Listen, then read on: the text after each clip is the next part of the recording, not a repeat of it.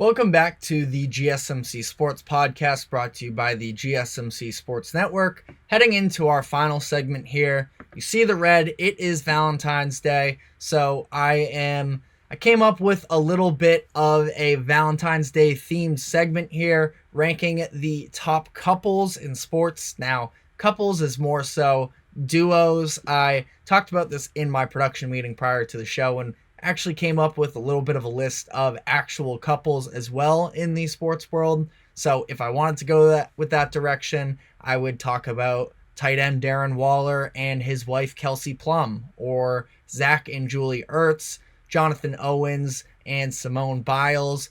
All would be probably on that list, but I was more so thinking of the duos in sports that are the game changers and the top of their class in terms of a two-man game. Now, this list is it's my list. You don't have to agree with it. I took some creative decisions, I could say, with this list. So, a couple honorable mentions. First, I have Mookie Betts and Freddie Freeman. Now, they very easily could be on this list for how incredible they've been. Two guys in the top 10 as far as MLB Fangraphs, their offensive value list. But, I don't know, I felt a little wrong putting them on the list after just combining for one hit in 24 plate appearances in their playoff series last year where they were swept. So that sort of knocks them out. I have a different MLB grouping in this one. They are maybe a little bit interchangeable, but that is, I had to keep them out for the lack of postseason success there last year. And I know they obviously, well, Freddie wasn't a part of the World Series team actually, but I think that when you see my number 5, you might be a little bit disgusted by it. But it's my list, not yours. So, another honorable mention, I had Kevin Durant and Devin Booker. I don't think that we've fully seen enough of them. I mean, I love the sort of 1-2 punch that they provide in terms of just being able to get any shot they would like to, just pulling up over defenders and just being cold. Devin Booker was phenomenal down the stretch last night against the Sacramento Kings. Still the Suns probably not as much ball movement as you'd maybe like. I don't think they play quite as connected together, which is part of the reason why I left them out. Now, that and the lack of real experience together. And again, my number 5 pick, which I think is going to be the most controversial. They haven't even played together yet. So maybe that's fair, maybe that's unfair. But, I feel like they have a chance to make me look really stupid, Durant and Booker, that is, should they be able to put together a postseason run. But for now, had to mention them at least, but I could not slide them into my list. Now, getting into that actual list. Number 5, I have Aaron Judge and Juan Soto. This is a little bit of a controversial one. Brand new pairing. The Yankees just traded for Juan Soto in the offseason. But these are two generational hitters that are pairing up, and I think it's going to be a ton of fun to see. We forget how old Juan Soto is, or more so, I should say, how young he is, because he's been in the league for a while. He was electric from the moment he stepped in, helped the Nationals win the World Series early in his career, but he's still got a whole lot of baseball left in his career. Judge dealt with an injury last year, which isn't, too uncommon for him, which is a little bit of the reason I would be a little bit nervous about including this duo on my list. But, for Judge, it was a little bit of a freak injury. It was a torn ligament injury in his foot, I believe, that derailed his season after, again, a little bit of a freak accident where he jammed his foot on a concrete base on the wall in Dodger Stadium. So now we'll see. I think that he should be able to bounce back. He was even still fine as a hitter when he did play, but he just did not have the legs under him to really be the full player that he is, and he's never been a guy with his legs necessarily. The Yankees just ask him to rake, and he does. But we will see. I definitely think. I mean, these are two guys in the top four. I mentioned that offensive value statistic that Fangraphs does. Fangraphs, very well renowned baseball statistic website. They are both in the top four of that list. I can pull it up right now. It is Ronald Acuna 1, Juan Soto 2, Yordan Alvarez 3, and Aaron Judge 4. So, I mean, I have no doubt that as long as these guys are playing, they are going to be a very fearsome duo for the upcoming season in the MLB. Number 4. Call me a homer if you would like to, but I have Jason Tatum and Jaylen Brown.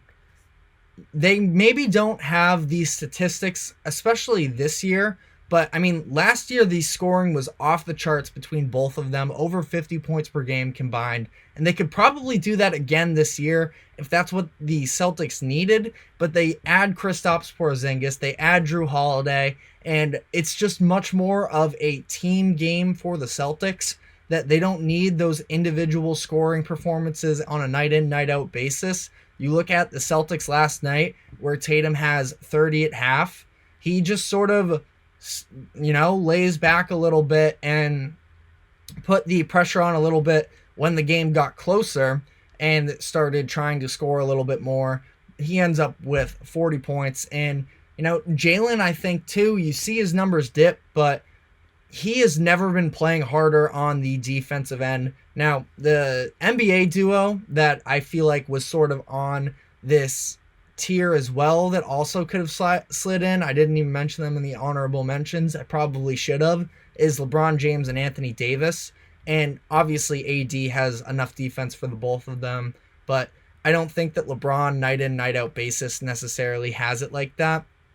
I think that Tatum and Brown are always locked in on that defensive end. And I myself, as a Celtics fan, get frustrated with their defense at times as well. But I think that in the biggest moments, I mean, they've come through. And I know they haven't won a finals yet, and everybody holds that against them. But they've only failed to reach at least the Eastern Conference Finals once out of the 5 seasons they've both been healthy for the playoffs. They have a finals appearance. They have 4 Eastern Conference Finals appearances. And no, they don't have a ring yet, but they will be just 26 and 27 years old by the time the playoffs come around. Jason Tatum, no, he's not actually 19 years old. He is currently 25, turning 26 again by the time the playoffs start up. But this is a very young duo still. And I know that we're all obsessed in the NBA with ring culture and all of that. But I think that the sustained success between these two players with a lot of changing cast around them, I mean, they come out and they beat the competition of these other players that are supposed to be better than them, with Giannis, with Embiid. And again, I know they don't have the ring to their name yet, but there's in prime position to get that ring this year, and that doesn't necessarily contribute to this list alone, but the fact that they, I think, even especially this year, have learned to play off of each other so much better. Again, maybe a little bit of a homer, but I have them coming in at 4 on my list. Number 3 is Joe Burrow and Jamar Chase. Now, these are really these impact duos in the league. It was honestly a little bit harder to put this list together than I was anticipating, but these top 3 were easily the top of the top for me. Burrow and Chase, they won a championship together at LSU for that magical season that they put together, and they end up getting paired up again in the pros, and it has been a dynamite connection between the two of them really ever since after that preseason where people were coming in and worried about Jamar Chase because there was some story about the lines on the field or something like that. Jamar Chase was having a little bit of a tough time adjusting early on in his NFL experience with the preseason, but since then he and Joe Burrow have been lights out.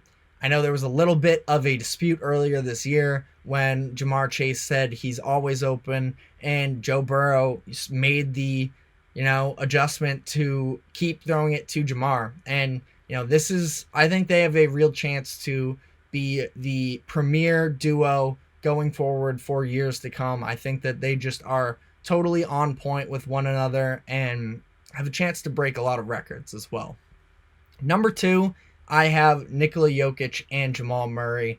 I mean, if you want to talk about two-man game in the NBA as far as being able to play off of one another, this is the duo right here. The two of them are so crazy to watch with one another.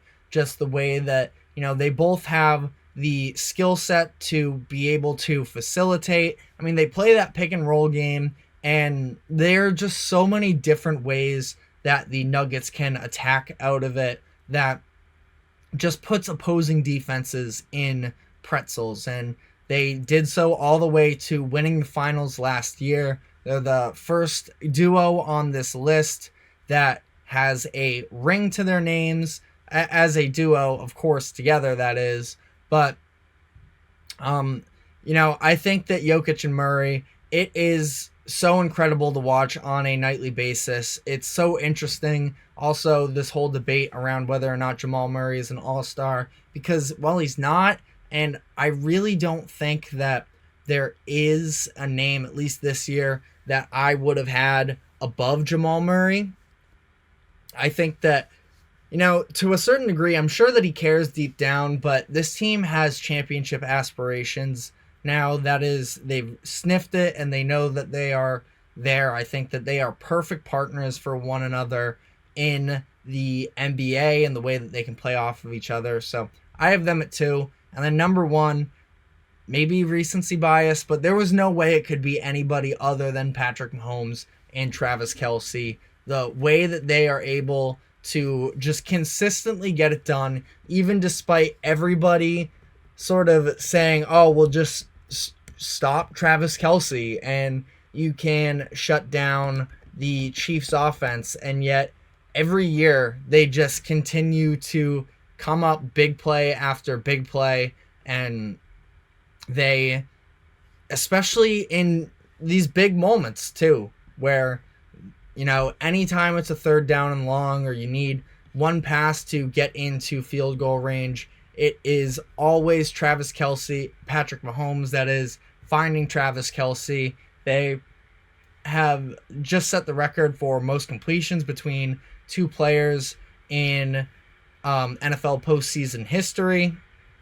Travis Kelce single-handedly the most receptions in postseason history. So this is the championship duo that has now won in back-to-back years, despite, the rest of the receiving core really being a little subpar.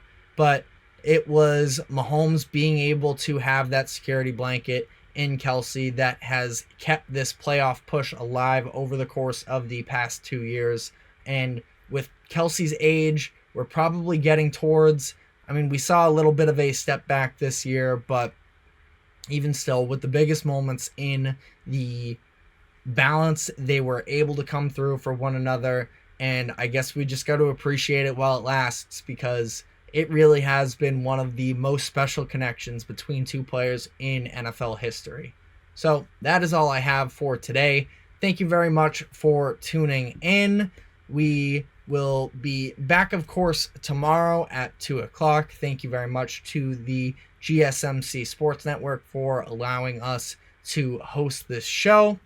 Reminder again to like and follow anywhere you may be catching our shows. And happy Valentine's Day as well. So we will catch you tomorrow. See you then.